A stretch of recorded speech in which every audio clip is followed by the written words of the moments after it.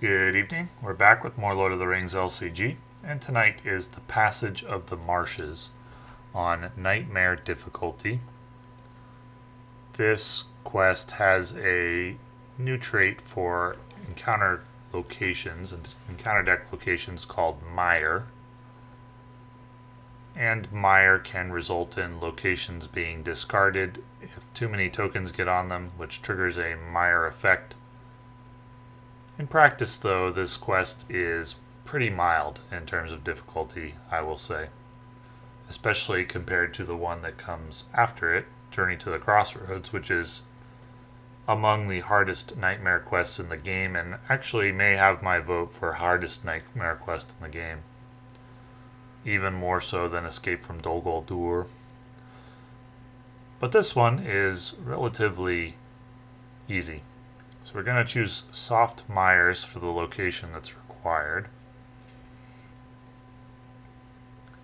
I suspect this quest is a lot more difficult in multiplayer because in multiplayer Gollum will change hands each round.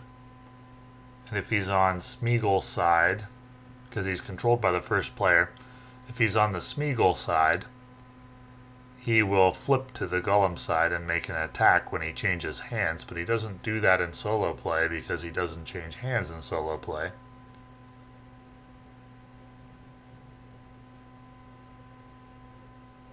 So, that makes solo quite a bit easier than multiplayer, which is not usually the case. Usually, solo play is a lot harder than multiplayer, but in this quest, it isn't. So, got a pretty strong setup here. All 3 copies of Steward of Gondor in the opening hand, which is pretty funny.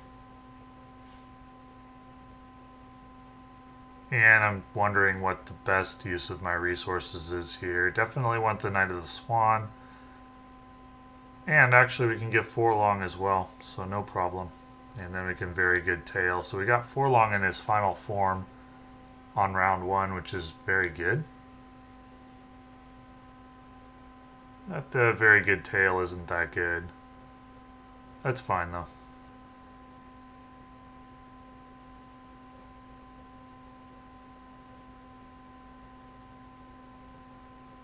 Frodo is pretty useful with his resources because he can quest for 4 if you spend one of his Baggins resources or hero resources, whatever they're called. So we get another location, a Festering Mire. I'll go ahead and move to Soft Mire. One Mire token will be placed on each location in the staging area in the refresh phase. And Soft Mire only has 1, so it needs to go to the active location right away.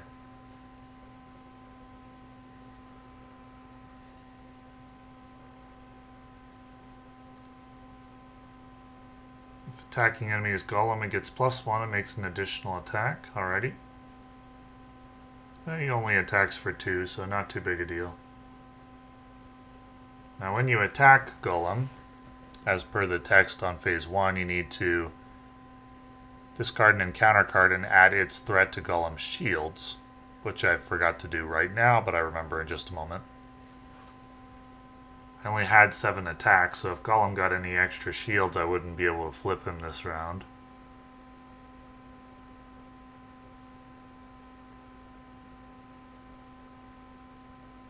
Well, when Gollum is flipped, if Gollum was on the Gollum side and he changed hands each round in multiplayer, that would add difficulty because he makes an immediate attack when he engages the first player.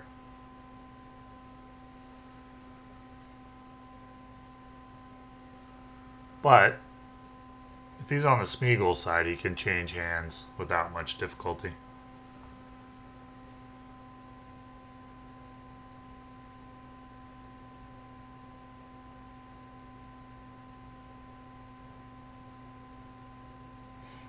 I'm wondering now whether Gollum is supposed to make an attack at the start of the game in the setup phase. I've never done it that way. His card says if he engages the first player, he makes an attack. So does that mean an immediate attack before anything happens at the very beginning and you're supposed to start with a hero exhausted? I've never played it that way, but now I'm wondering about it. I don't think so. I don't think that would really make sense. but it's possible. That's what was intended.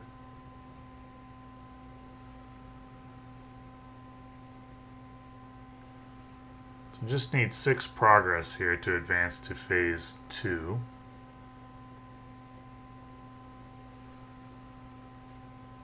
We've got Smeagol, and he's unlikely to flip back to the Golem side unless the right encounter card comes.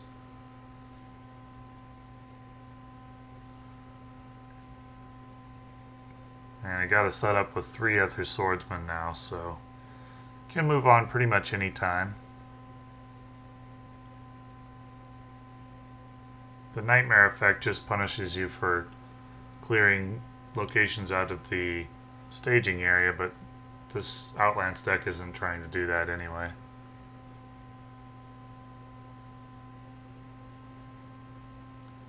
The Festering Mire says the travel cost is each player discards a card from your hand. I can't pay that travel cost, so I don't think I can travel there.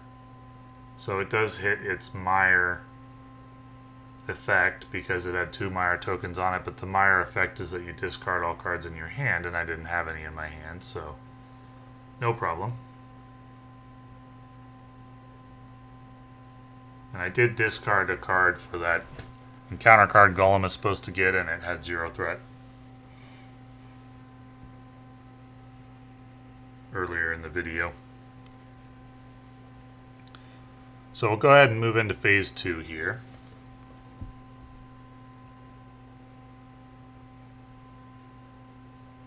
So I gotta choose, go look for a Nazgul or exhaust the One Ring.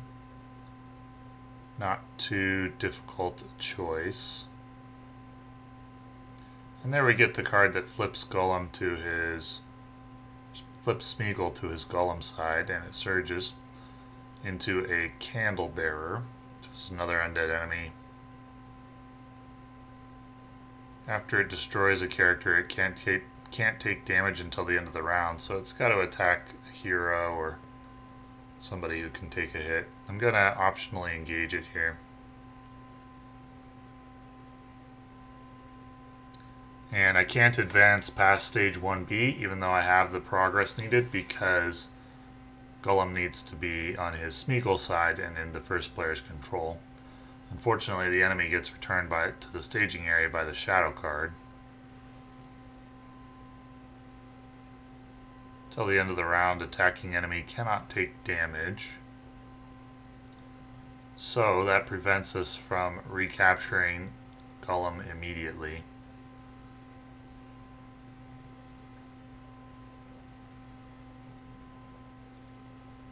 Nothing in the discard pile to use Men of the West on.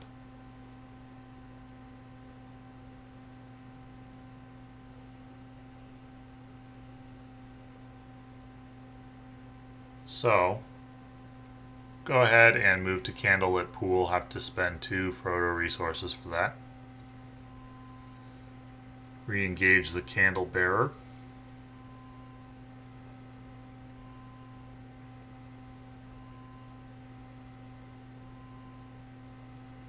And that's going to do 2 damage.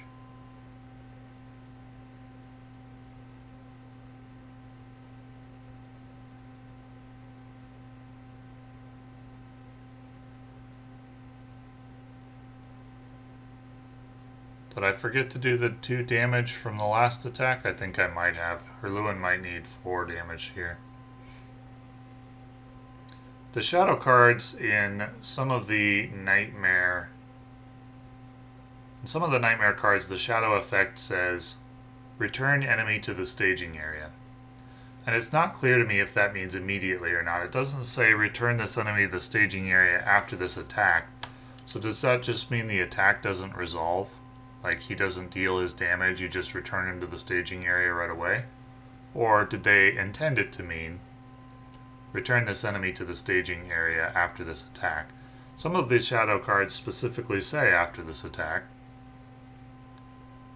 But in this one, I think there's one that doesn't. And in the Lord of the Rings Saga expansions, there's nightmare cards that don't say after this attack. It just says return this enemy to the staging area. So does that mean it doesn't deal its damage before returning to the staging area?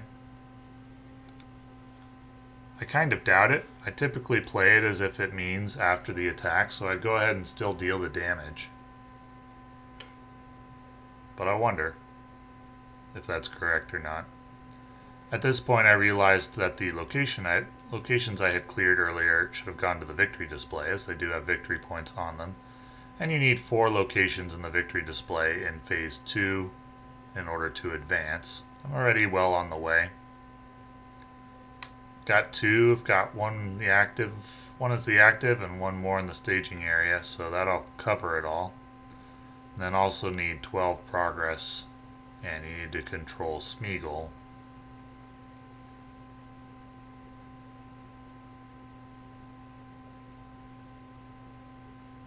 I suppose this quest could take a while if the locations didn't come out of the staging area in a relatively timely manner.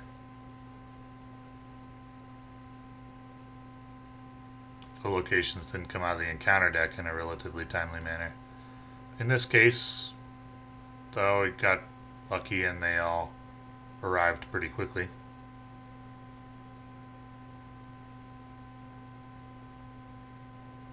So I easily make enough progress. Well, Phase 2B says you can discard cards until you find a location if there's none in the staging area at the end of the staging step, so I guess it wasn't luck at all. The quest is designed so that the locations come out of the deck pretty quickly, and I like that. I didn't really like, for example, the Red Horn Gate quest, where you just have to wait for one of the 2 locations that you need to come out of the encounter deck, and if you're in solo play, you can be waiting for a very long time. So I like that design where the quest helps you out, and you bring the locations out of the encounter deck in a relatively timely manner. The previous quest, The Road to Isengard, did that as well, with Orthanc helping you to find locations that you need to proceed past Phase 2.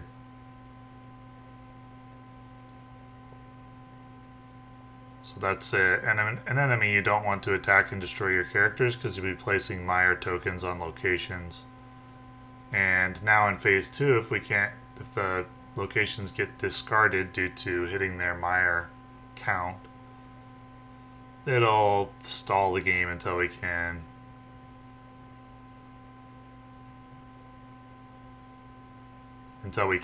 find more locations to clear. In this case, the encounter card is a location, so we don't have to trigger the forced effect of going to find another location. And we clear the 4th location. That's going to move us into Phase 3. And in Phase 3, we've got to search for an undead enemy and put it into play. Engage with us.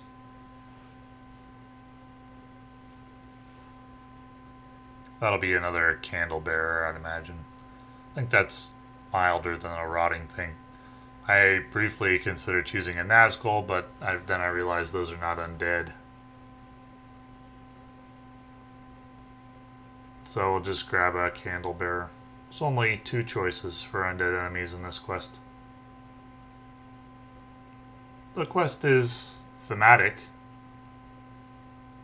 but not difficult, even on Nightmare mode. Which is nice, because Journey to the Crossroads is very, very difficult.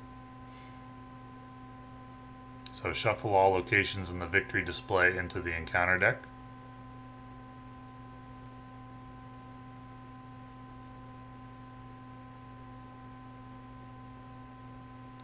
And we need 24 progress, and while any player is engaged with an undead enemy, progress cannot be placed on this quest, so you want to kill all the undead enemies and then hopefully make all the progress you need in 1 round.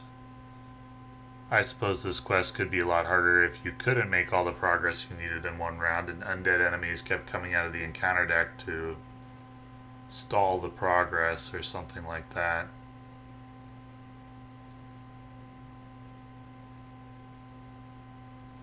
In this case, I just need 1 round of not getting an undead enemy. I can go ahead and make 24 progress in 1 round and complete the quest.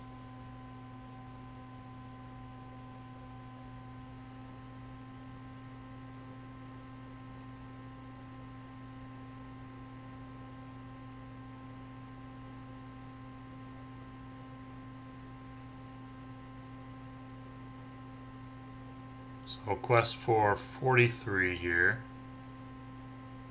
And it is not an undead enemy, so that's going to end the game.